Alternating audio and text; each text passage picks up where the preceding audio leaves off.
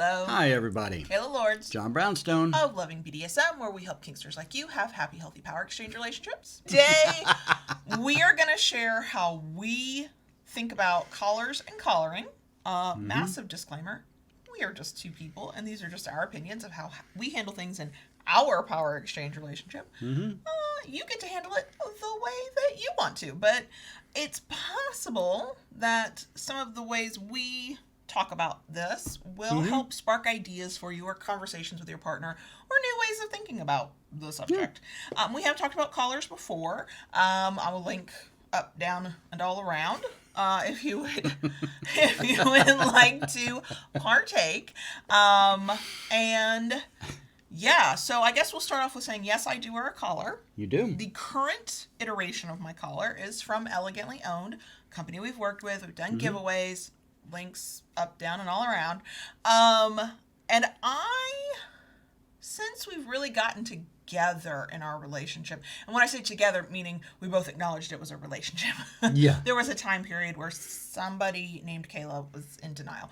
I have always had something around my neck, whether it was an official collar or not. True.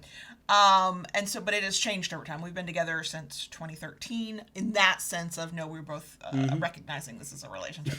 And so over that time, there's been a lot of different versions. Yes. The very first one you did not give to me as a collar, but I absolutely treated it like it You was did. one. You did. It was just a simple necklace. For Valentine's Day. Yeah. Put it on, basically never took it off. I did take it off, I think, at night to shower or whatever, but I wore it all the time.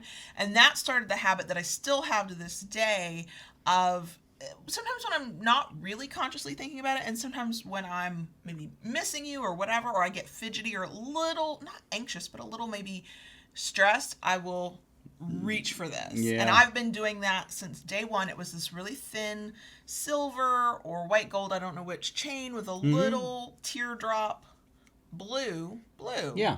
on it. It's been years, y'all. Not even sure. It's in a jewelry box somewhere. If you're new here, I'm not known for being very sentimental, and I have an awful memory about certain things. So yes, that very first gift you ever gave me that meant a lot to me, that I did not take off, I wore for a couple of years. Now, wasn't it is. the necklace, if I remember correctly, that necklace, at that time you were going to the gym fairly regularly. Yeah, it was actually a bracelet. It was the bracelet. You gave me a that bracelet time. as Okay. well, and I did not think of it in a collar sense, but because we were long distance at the time, I was like, I have to wear this bracelet because my daddy gave me this bracelet, and I took it off when I went to the gym because I didn't want to get caught on anything, and didn't put it back on, had to go back up to the gym to pick it up, called you and admitted, I think I've lost this, and I'm sobbing. I was freaking out, and it was not the necklace, it was a bracelet. I have always sort of cherished the things you give me. We would have to retake our love language test, but receiving gifts is not a massively high love language of mine. True. But I also come from a background of knowing that when you don't have a lot of money, spending your hard-earned money on somebody else to give them a gift, that's very precious to me.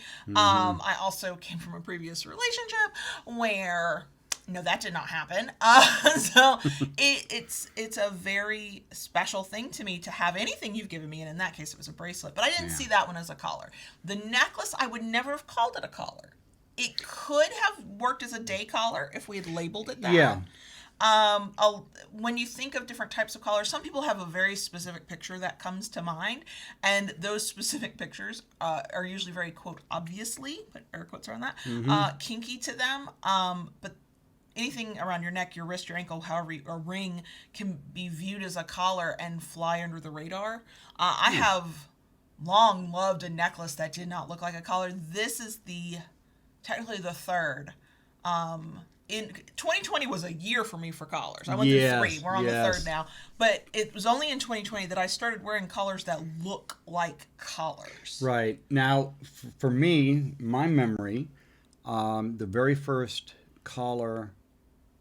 actual collar that I got for you was the purple and black leather play collar. Yes, and that's not one that I wear out and about. Some people No. do. Some people will wear a Yeah. leather collar. I am not one of them. Yeah, and that was strictly for play.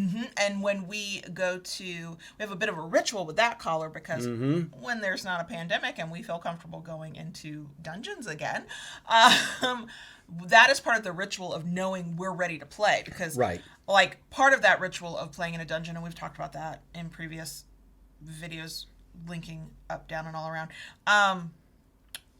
The part of it is I lay out all the toys, but I also pull out the collar, and before anything really happens, I'm down on my knees and you're putting that collar around my neck, and that, in that situation, that is a Correct. click in my brain of, ooh, we are in full subby mode right now. Also, good kinky things are about to happen. It's been a long time, but we have played at home in that same way where you've put Yes. that collar on me. Yes. But it is nowadays mostly used when we go out to play Right. publicly. Now, for quite a long time, you did wear that necklace, and Yeah, then for years, I think. for quite a few years, and then it was after that I actually found the first quasi collar, the chain with the lock. Yes, and I got so many compliments on that thing. You did, and I wish I could remember the name of the Twisted Screws. Twisted but Screws. I screw found is them on not Tumblr. spelled the way you think it is. If I can find them, I will link to them below in the description box. They had beautiful stuff, Yes. and this one was very, very simple. It was a long chain, And just a And, stainless steel heart little lock heart with lock. a little crown on it. Yeah. Like on the top, one side of the top of the heart, like for a princess, and it locked. And I got a ton of compliments on that, and it flew under the radar too. Yeah. If you were kinky, you knew because it locked. But if you weren't, my mom loved that thing. She was like, "That is so pretty," and I was like, "Yes, it is. Thanks, Mom." Now, I have for years now had locking. From that one forward, I've always had Yeah. a locking one. We have learned some lessons about Now- wearing locking collars. Now, what was funny about that, you wore that one 24/7 Yeah, for I a never took long it off. time. And it stayed super shiny. You It was never gorgeous. took it off. You wore it to bed. You wore it in the shower. It was very lightweight, so it didn't bother my neck. And the funny thing about that happened was I lost the key.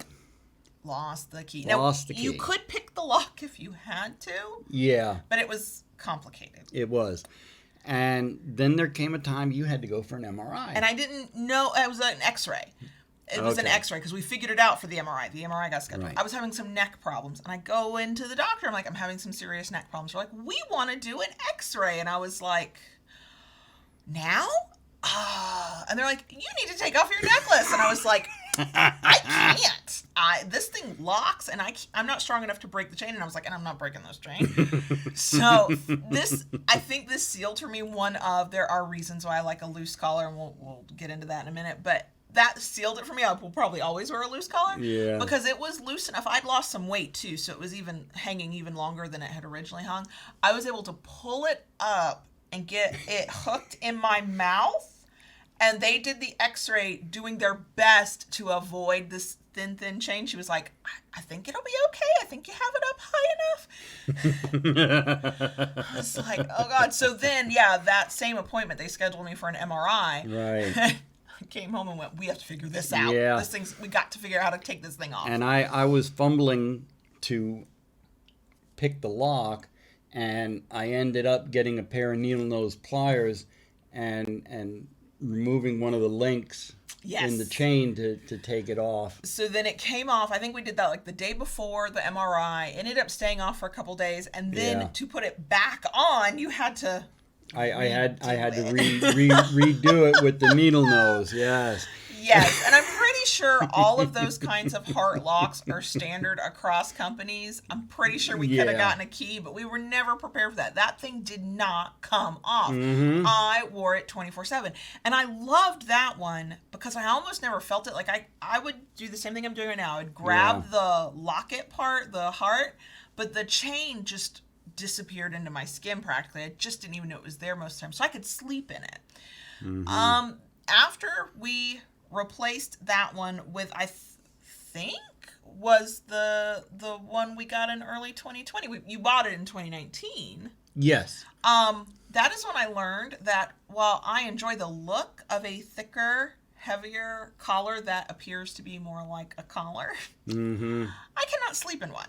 Because the moment it Yeah. comes back like this, while I sleep on my back now. Had to train myself to do that. The moment it comes back like this while I'm sleeping, I wake up. I either wake up in a panic because that triggers some of my anxiety, and I can, if I feel like I can't breathe, I will have a panic Yeah. attack. Or it'll just wake me up because it's Well, annoying. that chain was actually heavy. But that was had the some weight to it. heaviest one, and then we are now on the third version, and I Yes. still can't sleep even in No, this. you can't. But that has kind of morphed itself into a new ritual for us. Yes. At night, she waits for me to unlock. That has become part of our bedtime ritual And our wake up ritual. and now, our wake too. up. So at night before bed, I undo the lock and place the collar on the dresser. The next morning, I'm usually up before Kayla. Once the alarm goes off, I need to be line for the coffee, so I'm out of bed before her. And I'm going to procrastinate. So at that point, I'm settled at my desk doing my morning reading and having my coffee, and she will come to me with the collar, and she'll bow her head to me. And put the collar on and lock it. So that because it was very distressing when we realized I cannot sleep in a collar, or these heavier types of collars. A thin stainless steel, silver, whatever chain would be fine. I'd be able to sleep in that. But this I just can't. And I love this collar, especially this version, the latest one. So yeah, at first it was a little disheartening. So I was like, what are we gonna do? And then we just turned it into a new ritual. Right. And so the one thing that does happen now, because we both lead busy lives and we get busy, is during the weekdays, we have the ritual is the ritual. Yeah. On the weekends though, when our wake up patterns are different and when our whole day is structured different, I might go a whole weekend and not True. wear my collar. True. That doesn't make it any less important or meaningful to me. I think what has happened for me over time is that while this is very special, while I want to have something that reminds me at any given moment who you are, who I am, who we are together, I don't need a collar the way I feel like I once did. Yeah. Now, when we were long distance, it was a tangible thing of thinking about you, not even just the power exchange, just this person who's not here, but I have this from him. I'll hold it and I'm like, oh, I'm thinking of John Brownstone and life is good. And then, later it was more of like, this is just what I wear. This is the mark that I am a submissive, even if nobody on the outside knows that mark. I know it, you know it. Yeah. And then we go into kink circles, they know it. I enjoy that mark, I guess we'd say. I like the symbol of it, but I don't need the symbol of it the way See, to me, I once did. it especially now with the way we have structured it, with me putting it on and taking it off, it to me it is a reminder of our power exchange. Oh yeah, for sure. Okay, it each day we are in this relationship, we have this power exchange, and each day when I put that on, that's. But see, for me, I would then argue, okay, it's the ritual more than the symbol, because we have several rituals that absolutely do that for us. Those rituals we've done now for years, though, they are less powerful, no less meaningful, but less powerful. This is still relatively new. Yes. And so you're thinking of it, the general you. I'm not trying not to put thoughts in your head. Okay. It is possible to then think of it more directly because it's not rote, it's not habit, it's not routine. Yeah. It's still we're very conscious of it. But what I find is that I end up feeling guilty if I'm like get to Sunday evening and I'm like, oh shit, I have not put my collar on in 2 days. Yeah. I'm like, oops. Oops. And that is Now here's something in this discussion I'd like to kind of sure. pop out there. There was a time early in our relationship when we had discussed formal collaring. I figured we were probably going to talk on that. Somebody was going to be wondering, did you have a Right. formal collaring? Is there a collaring ceremony? And we had kind of talked about it, and at that time, your response was, well, I want to be married first. Right, because for some people, a collaring is as serious, if not more serious, than wedding vows. And my thought was, if you can collar me, you can wed me. Because is wed me? Marry me. That is how I personally want to be committed to a long-term partner that I love and care for. Also, tax breaks and insurance. Nah, I'm just saying. Perks. Right. But yeah, that has long been my thinking on it. Is okay. You wanna go through the meaningfulness and the symbolism of a collaring ceremony. Then for me, and this is not necessarily for anybody else, Yeah. then you can marry me too, because that is a legal binding and tie, whereas a collaring can, as painful as it would be, can be undone a lot easier. Sure. Which means I can't understand why some people are like, I'd rather do the collaring and not the wedding. I totally get that. But that's how I view it. Yeah. And I also said, I'll plan the wedding, you take care of the collaring. Okay. So now I'm going to put you on the spot a little bit. I know you are. So, both our lives over the last few years have been very busy. Will continue to be for And will continue to be. many more years. And 2020, well, it was just a wonky pile of caca. Yeah.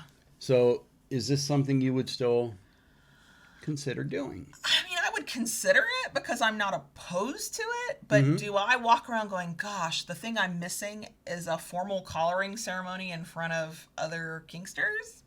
No. If it's something you really want and is really important to you, then, I'm all in, whatever you want to do. But is it necessary for me to feel connected to you? Nah. No. Okay. So I don't hate the idea. I'm not saying it's never a possibility. It's just not something I'm actively longing for. Okay. Right. I can say this, and again, personal opinion, experience, and thoughts. Okay. I feel like a collaring ceremony was very important to me, not just early in our relationship, but early in my kink life, where I was discovering kink. It was the way it was talked about, the way it was presented by other kinksters, was that it was this, and I'm sure it is, this deeply serious, symbolic connection, and it was sort of the epitome of a DS relationship if there was a collaring ceremony, and I wanted that kind of connection. I had an urge to have that experience. And now I'm at a point in my life where I'm like, well, we are married. Right. Our DS has done weird things, especially in 2020. I know from the outside looking in, a lot of people could not tell. And that's fine. I don't care if people can tell. But the things I once thought I needed to be submissive or feel submissive or feel like I was really your, in a 24/7 power exchange with you, I know who I am. Yeah. And I'm not saying that people who need that don't know who they are, but because I just don't have that connection to it anymore. Well, and that, for some people, that symbol It's very is important. very important. Yes. And there is nothing wrong with that at all. We have people made comments in some of our live streams sometimes, and we have talked about this both with ourselves and somewhat publicly. Oftentimes, we're not wearing our rings. Yeah, you're not. Are you? I'm You're not wearing I'm your not wearing wedding my- band. right. Okay, I'm still married to you. You're still stuck with me. Right. I mean, it's a symbol. It is a symbol. And a wedding band does not make or break our marriage. Just as a collar does not make or break Right. our DS. It is a symbol. I enjoy the symbolic ritual of putting that on you each day because I like that moment together. Right. Yeah. It's that moment together. I mean, I wear my ring. I wear it proudly. You made your ring. I made my own. I made my ring, and you put it on me. Yes. Yeah. But the ring or a collar does not make or break Right. a relationship. Right. And or power exchange for that, Exactly. And I do like having my ring on. I do like having my collar on. I like going out in public with both, and it is a little strange now to have so many people go, "Your necklace is so pretty." And of course I'm like, "Oh, thank you," but I'm also like, was this you waving your kink flag? Like, how do I respond? I don't know. Right. And when I'm not wearing my wedding band and my set, yes, it's assumed that I am single, and so in communities, assumptions get made when you are wearing the symbol and when you're not wearing a symbol. And sometimes I enjoy wearing those things to kind of clear the air. Like, no. Yeah. If I'm in a kink space, see the collar? There's a reason.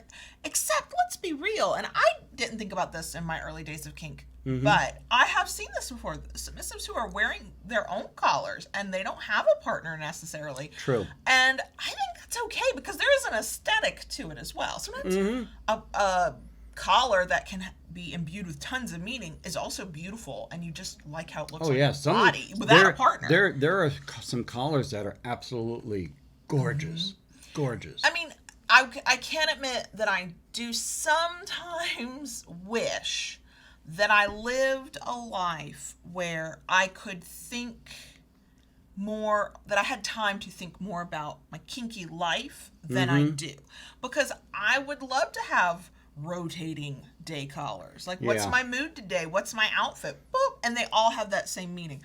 I would love to have more reminders of our power exchange that could fit into our life, and I'd like to spend more of my time immersed in that headspace. But the reality is that that's not our life right now, and so I'm happy with this symbol even if I only wear it 4 or 5 times a week.